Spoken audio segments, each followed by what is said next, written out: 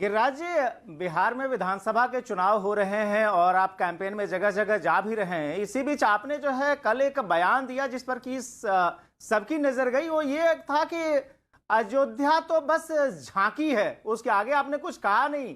लोग इससे समझे क्या, किस तरफ इशारा कर रहे हैं आप? देखिए, आत्मनिर्भर भारत, जब हम बोलते हैं कि आत्मनिर्भर भारत, तो हम तेजस की बात भी करते हैं।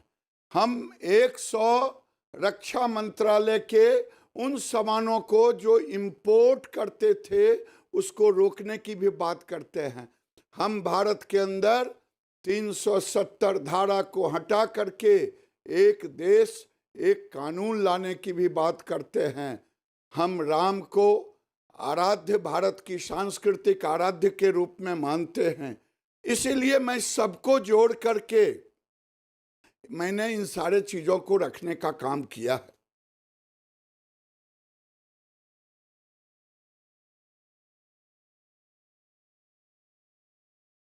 तो आपने कहा कि जो है ये सभी बड़े मुद्दों की आप बात कर रहे थे, उसी में जो है सवाल ये है गिरिराज जी की आर्टिकल 370 को आपने खत्म कर दिया, अयोध्या में राम मंदिर का निर्माण शुरू हो गया। इसके साथ जो तीसरा सबसे महत्वपूर्ण मुद्दा आपकी पार्टी का रहा है पिछले कई वर्षों से, वो है यूनिफॉर्म सिविल कोड।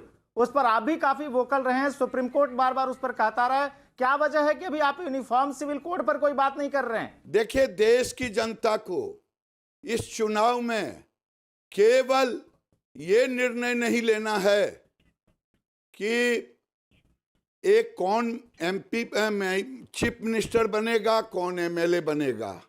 क्या कांग्रेस के नेता कह रहे हैं कि हम सत्ता में आएंगे तो 370 धारा को पहले लाएंगे? विपक्ष उनके साथ खड़ी है। क्या भारत के लोगों को ये भी सोचना होगा कि देश में उन नियमों को, उन कानून को जो कांग्रेस की गलत नीतियों के कारण भारत एक नहीं हो सका था, चाहे दलित हो, चाहे सवर्ण हो, चाहे समाज के किसी वर्ग के लोग हों जो गैर काश्मीरी थे, कश्मीर में रहते हुए लाखों लाख दलित, उन्हें वोट का अधिकार नहीं था, उन्हें नागरिकता नहीं थी। क्या ये कांग्रेस पार्टी क्या मैसेज देना चाहती है? आरजेडी क्या मैसेज देना चाहती है? मैं यही कह रहा हूं, जब चाइना का सवाल आता, जब यही आरजेडी, जब पुलवामा अटैक हुआ था, जब भारत का सैनिक स्ट्राइक किया था सर्जिकल, तो ये लोग सबूत मांग रहे थे। आज क्या स्थिति है? पाकिस्तान के संसद में उनके मंत्री कहते हैं कि अगर अभिनंदन को रिहा नहीं करते तो कुछ भी होता, और ये अब तो मुझे जवाब नहीं देना है। तो लेकिन विपक्ष जो पाकिस्तान की भाषा कह रहा था, राहुल गांधी जो कांग्रेस के नेता हैं, सुषमा स्वराज जी स्वर्गीय विदेश मंत्री थी, अरुणाचल के अंदर में सीमा विवाद था चाइना से, राहुल गांधी सुषमा जी से बात करने के बजाय, देश के विदेश मंत्री से बात करने के बजाय चाइना के एम्बेसी में जाते हैं और उनकी बातों को रखते हैं। गलवान घाटी को लेकर के गिरिराज जी, मैं आपको रोकना चाहूंगा कि विधानसभा चुनाव तो स्थानीय मुद्दों पर लड़े जाते हैं, स्थानीय मुद्दों पर लड़े जाते हैं। बिहार के मुद्दों की जगह आप राष्ट्रीय और खासतौर पे पाकिस्तान और चाइना को क्यों लेकर आ रहे हैं? आपने तो जिन्ना को भी उछाल दिया बिहार विधानसभा चुनाव में। कांग्रेस का जो कैंडिडेट है जाले से, बार बार आप उस पर जिन्ना समर्थक का आरोप लगाते हुए हमला बोल रहे हैं। आखिर क्यों पाकिस्तान और जिन्ना मैंडेटरी हो जाता है आपके लिए? मैं आपसे निवेदन करूंगा, जब विपक्ष को मैं विकास के प्लेटफॉर्म पर लाना चाहता हूं, अगर है हिम्मत, आरजेडी में, कांग्रेस में, माले में कोई विकास की चर्चा करने को तैयार नहीं है। ये केवल जुमला पढ़ रहे हैं। विकास कहते किसको हैं?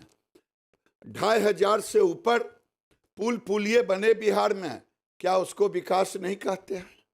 क्या इसी बिहार में गरीब के घर में रोशनी नहीं थी, किरासन तेल के लिए डीलर या ब्लॉक में धक्के खाती थी, आज गरीब एक स्विच दबाने पर बिजली उनके घर में जलती है, सामान्य लोगों के घर में भी बिजली जलती है। 24 घंटा बिजली होती, आज उनके। गिरिराज जी, मैं इसी की बात कर रहा हूं कि आप विकास पर ज्यादा समय देने की जगह आप जिन्ना प्रेमी कैंडिडेट की बात क्यों कर रहे हैं, कांग्रेस के कैंडिडेट की? आप जो विकास की बात करिए ना, आप जिन्ना प्रेमी कांग्रेस कैंडिडेट की बात बार बार क्यों कर रहे हैं? जाले के उस कैंडिडेट के बारे में अपनी हर सभा में। ब्रजेश जी, जब बातें उठेगी तो सारी चीजों पर आएगी। क्या माले पर बात नहीं उठेगी कि 15 साल माले ने क्या किया? 15 साल माले ने राज्य के अंदर में किसान और मजदूरों को लड़ाया। 15 साल में आरजेडी और मालिक, इन लोगों ने क्या किया? लोगों का जीना हराम कर दिया। कितनी माँ अपने बेटे को खो दिया, कितनी बहन अपने भाई को खो दिया। शाम के बाद कोई घर से नहीं निकलना चाहते थे। क्या इसकी चर्चा नहीं करेंगे? विकास की चर्चा नहीं करेंगे कि सड़कें कितनी बनी? विकास की चर्चा नहीं करेंगे कि आज गरीब के घर में गैस का चूल्हा जल रहा है, सामान्य किसानों के घर में भी गैस का चूल्हा जल रहा है? इसकी चर्चा नहीं करेंगे। यह जब चर्चा होगी तो माले के और आरजेडी के ये खूनी क्रांति की भी चर्चा होगी, और कांग्रेस ने जो जिन्ना समर्थक उम्मीदवार दिया है उसकी भी चर्चा होगी। विकास की चर्चा आरजेडी और कांग्रेस करना नहीं चाहती है। अगर है हिम्मत, ये जुमला पढ़ना बंद करे, 10 लाख को रोजगार। मैं आपसे पूछना चाहता हूं, ये 10 लाख का रोजगार अच्छी बात है? 10 लाख नहीं, 20 लाख कहना चाहिए, क्योंकि बिहार जब बंटवारा हुआ 2000 में, उस समय 8 करोड़ आबादी थी, अभी 12 करोड़ 60 लाख आबादी हो गई, यानी 20 लाख प्रति वर्ष, 20 लाख से अधिक आबादी बढ़ी। ठीक है, तेजस्वी कहते हैं कि हम 10 लाख एक कलम में पहले कैबिनेट में मैं कर दूंगा। मैं जानना चाहता हूं ब्रजेश जी कि तेजस्वी जी बताएं कि जिस पिताजी और माताजी के राजनीतिक विरासत पर वो बैठे हैं, उन्होंने तो पहला डर के किया कि फोटो हटा दिया, एक सुंदर सा नवयुवक का चेहरा दिखाई दिया, लेकिन लालू जी राबड़ी जी के चेहरे हटा दिए। राजनीतिक विरासत तो उनका लिया, सामाजिक विरासत उनका लिया। क्यों हटाया? इसलिए हटाया कि 15 साल की चर्चा से वो भागना चाहते हैं। लेकिन गिरिराज जी, आपको क्यों याद दिलाना पड़ रहा है? आप जो सो नीतीश जी की सरकार 15 साल से बिहार में है, आप खुद एक समय उनके मंत्रिमंडल का हिस्सा रहे, फिर क्यों जो सो जंगल राज का भी भय दिखाना पड़ रहा है और साथ में जो सो नक्सलवाद का भी भय दिखाना पड़ रहा है? और वो भी तब जबकि आपने खुद लोकसभा चुनाव में जो लेफ्ट पार्टीज के जो उभरते नेता है कन्हैया कुमार, उनको पटखनी दी, फिर भी डर है क्या? देखिए, डर नहीं है। नौजवान जो आज 30 साल का है, उसे बताना पड़ेगा कि इस राज्य की स्थिति नहीं क्या थी। मैं चुनौती के साथ कहता हूं कि विकास पर चर्चा नहीं। मैं आ रहा था उनके 10 लाख रोजगार पर। मेरा निवेदन है, मेरे इन प्रश्नों का आरजेडी जवाब दे तेजस्वी कि पिताजी का माताजी का पोस्टर हटा दिया, कि 15 साल का जवाब नहीं देना पड़े। दूसरी बात, अगर राजनीतिक विरासत पर बैठे हैं तो 15 साल में उनके पिताजी ने कितनी नौकरियां दी? आपने देखा 90-95 हजार। और ये 20 महीना डिप्टी सीएम के पद पे रहे, दर्जन से ऊपर विभाग रहा, दर्जन से ऊपर मंत्री रहे। मैं चुनौती के साथ पूछना चाहता हूं, जो एक दिन में 10 लाख रोजगार देना चाहता है, वो आखिर 20 महीने में कितने लोगों को रोजगार दिए? ये राज्य की जनता को बताएं।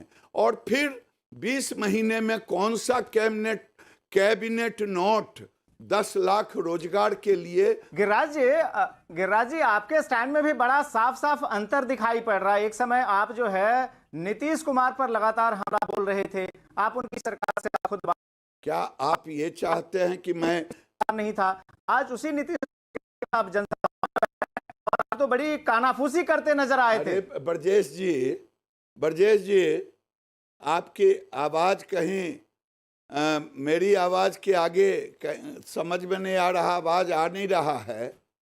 मैं आपसे पूछना चाहता हूं, जो मैं आवाज सुन पाया कि आपकी जुबान गिरिराज जी बदली हुई है, मेरी जुबान बदली हुई नहीं है, आपके प्रश्नों का उत्तर दे रहा हूं।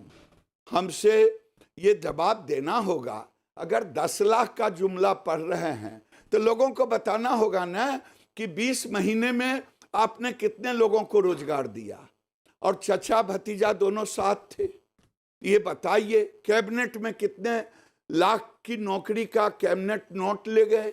अगर नहीं ले गए तो ये जुमला है, और ये जुमला इस राज्य का नौजवान नहीं बर्दाश्त करेगा। हमसे पूछते हैं कि मोदी ने क्या दिया? मोदी ने तो वो दिया आज। गिरिराज जी, हाँ। आपने भतीजे की तो बात कर ली, लेकिन चचा के नेतृत्व को लेकर आप हैं, क्योंकि जो है चचा का आप खुद एक समय काफी विरोध करते रहे। नीतीश कुमार की बात कर रहा हूं, क्या आप पूरे दिल से समर्थन कर रहे हैं उनका? कल तो आप उनके साथ कानाफूसी भी करते नजर आए थे मंच पर, जब प्रधानमंत्री एड्रेस कर रहे थे सभा को। देखिए, वो कानाफूसी नहीं था, वो एक दूसरे से राज्य के विकास की चर्चा थी कि आने वाले दिन में केवल जुमलेबाजी 10 लाख का नहीं होगा, बल्कि आज चमचमाती हुई सड़कें बिहार में, लालू जी के राज में 6 घंटे में कहीं कोई किसी कोने से पटना पहुंच जाए। कहते थे गड्ढा में सड़क है कि सड़क में गड्ढे हैं, उस समय यही था। बिजली नहीं थी, क्या ये याद नहीं दिलाना होगा? रोजगार जुमला बनेगा। आज लालू जी के लोग पूछते हैं कि मोदी जी ने क्या किया। मोदी जी ने 1.25 लाख करोड़ दिया था। ब्रजेश जी, इस पिछले 2015 के चुनाव में आरा की धरती से कहा था 1.25 लाख का एक एक पाए हिसाब दे दिया है, और उसके अलावे 40,000 करोड़ दिया। उसके अलावे 2 रेल इंजन का कारखाना उद्घाटन भी किया, शिलान्यास पहले किया, उद्घाटन भी कर दिया 6 साल में। ये मोदी जी का विकास है। मोदी जी का विकास है किसानों के खाते में भी पैसे जा रहे हैं तो गरीब के खाते में भी पैसे जा रहे हैं। ये